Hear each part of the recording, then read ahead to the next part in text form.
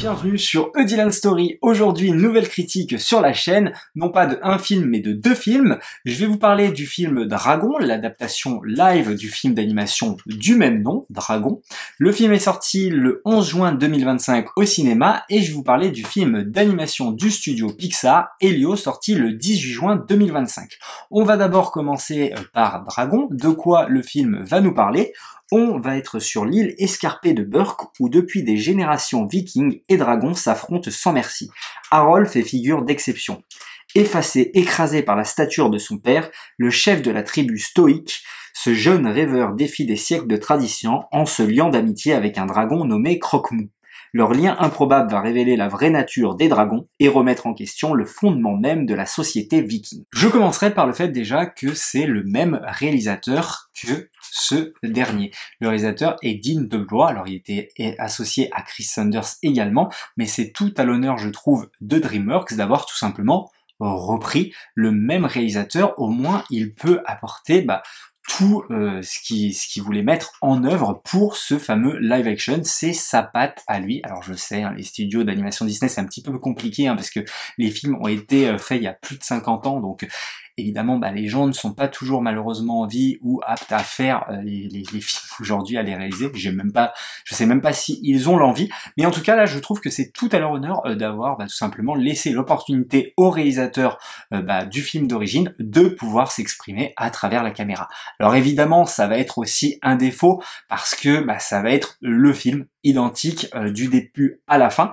limite parfois plan par plan, et évidemment surtout au niveau scénaristique où je ne pourrais pas en dire plus parce que c'est le même film que Dragon tout simplement. Donc évidemment on retrouve tout l'imaginaire de ce film, toute la relation très prenante entre Harold et Croque-Mou, avec ce dragon, le danger au départ, et puis cette amitié qui va naître, deux êtres tant différents mais qui peuvent malgré tout s'apprendre à se connaître sans justement se combattre, contrairement à ce qui a été fait des décennies auparavant. Donc c'est très intéressant. Et évidemment, cette relation père-fils qui est assez exceptionnelle et très émouvante, je trouve. Bien que peut-être qu'elle est un petit peu plus émouvante dans le film Dragon. Donc on retrouve les principales caractéristiques pour ceux qui auraient vu évidemment le film d'animation Dragon. Et pour ceux qui ne savent pas à quoi s'attendre, humour, émotion, action. Donc voilà. Tout y est dans le film Dragon pour vous plaire, tout simplement, vraiment, et aller le voir en famille. Je vous invite fortement à le voir en famille. Par contre, pour moi, pour le coup, la vraie valeur ajoutée, donc évidemment, un DreamWorks va tomber, et là, vu comment le film, je crois que le film a marché, donc on va tomber évidemment dans la machine à un Disney, où on va avoir une ribambelle de films d'animation DreamWorks adaptés en live action, tout comme Disney, mais pour moi, ce n'est pas tout le temps négatif. Je trouve qu'il y a certains films live action que j'apprécie, notamment Aladdin de Guy Ritchie, parce qu'il apporte sa patte de réalisateur, ou encore Le Livre de la Jungle de Jon Favreau, non peut-être pas pour la réal de Jon Favreau, bien que j'apprécie, mais je trouve qu'il y a un vrai côté justement horrifique qui se dégage de ce film. Vraiment, il y a un côté très très adulte, très noir, et limite pour moi il n'est pas fait pour les enfants, le livre de la jungle. Enfin voilà, c'est peut-être l'histoire qui veut ça. Donc voilà, on peut toujours avoir des choses plutôt intéressantes. Et là, ce que j'ai trouvé formidable avec ce film d'animation, mais je crois que c'était déjà le cas à l'époque, parce qu'il est sorti en 3D déjà à l'époque, c'est que moi je l'ai vu en 3D, et je trouve que le film prend tout son intérêt dans la 3D. Vraiment, elle est très très bien réalisée. C'est l'une des meilleures 3D que j'ai vues avec les films Avatar, puisque de James Cameron évidemment. C'est vraiment là aussi tout un intérêt de les voir en 3D et au cinéma. Et donc là vraiment, voilà, les flammes on dirait qui t'arrivent à la gueule, les dragons aussi. Voilà, c'est très très prenant. J'étais d'ailleurs accompagné d'un ami et de son beau-fils qui ont vraiment kiffé leur séance. Ils n'avaient jamais vu le film d'animation et voilà, ils ont été pris par les émotions, par les enjeux. Donc c'est que le film fonctionne tout autant que le dessin animé, et ça c'est tout à leur honneur. Et surtout ils ont été bluffés par cette 3D où on a vraiment l'impression que les choses nous arrivent tout simplement à la face. Donc c'est très appréciable pour ça, pour cette 3D, qui apporte en plus, je trouve, une vraie verticalité, tout ça, notamment dans les scènes où Harold se déplace au dos de Croque-Mou.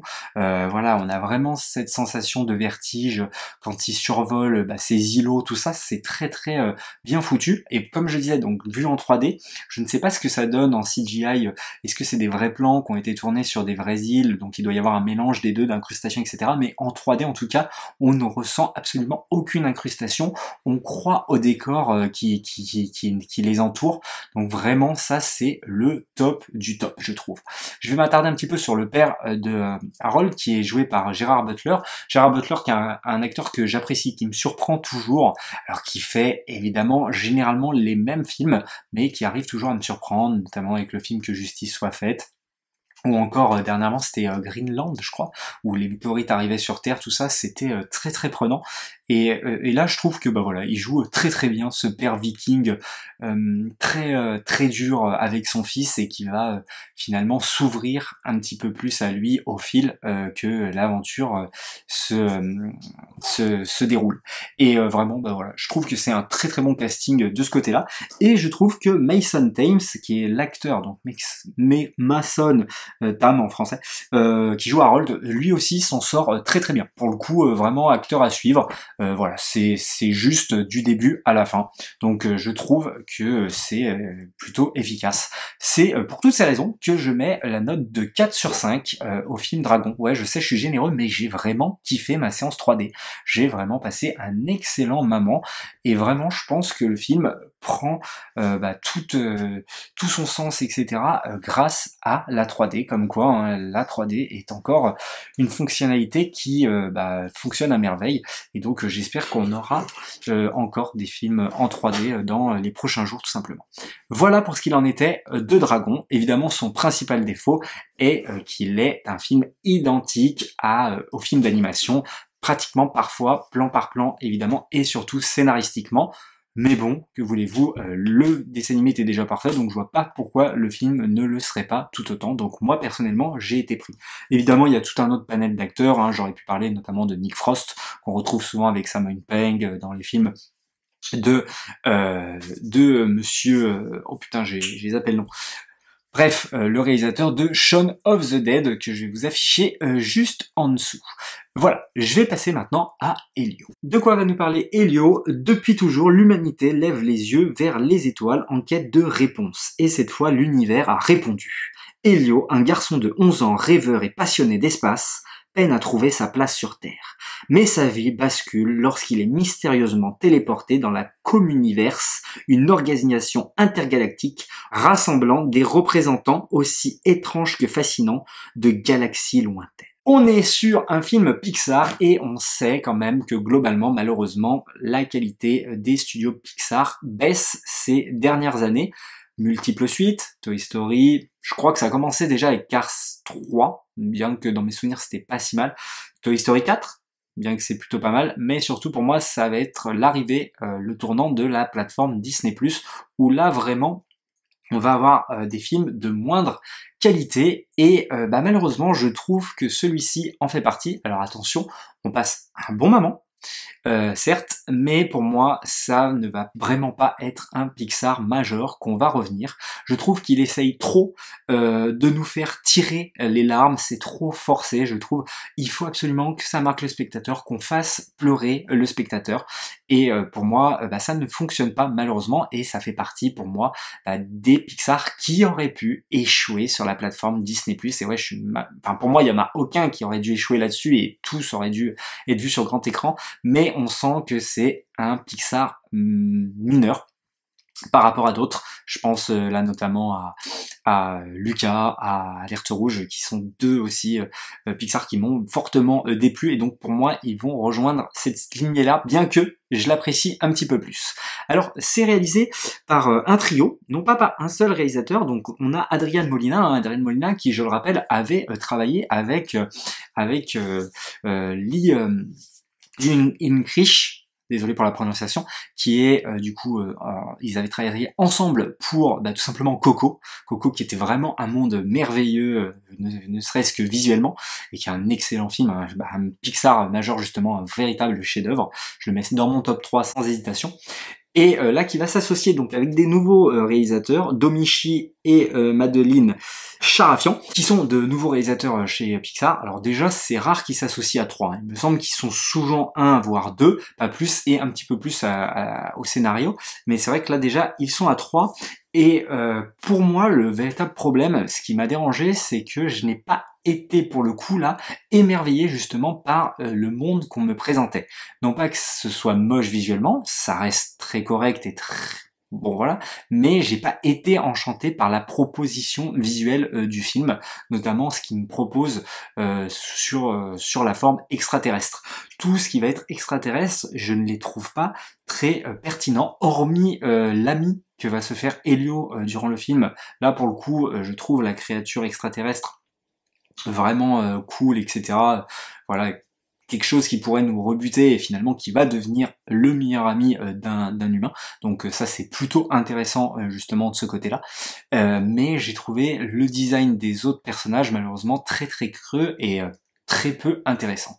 Alors évidemment, tout le message d'Elio va être qu'on n'est pas seul, et pas seulement justement qu'il y a quelque chose au-dessus de nous, hein, donc une forme extraterrestre, qu'on n'est pas seul dans l'univers, mais aussi au quotidien. On peut se sentir seul, mais finalement, des fois, sans s'en rendre vraiment compte, des personnes essayent de nous épauler plus ou moins dans nos quotidiens. Il va être aussi question, quelque part, d'accepter comment est son enfant, voilà, accepter comment il est, tout simplement. Voilà, il y a une sorte de coming out durant le film qui va arriver vers la fin, en quelque sorte, pas avec le personnage principal, mais avec son ami.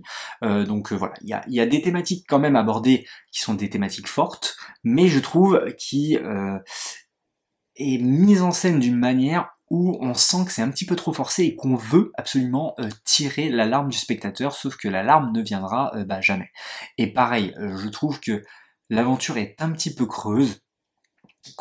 Voilà, je me suis ennuyé, il y a vraiment un moment de creux dans ce film.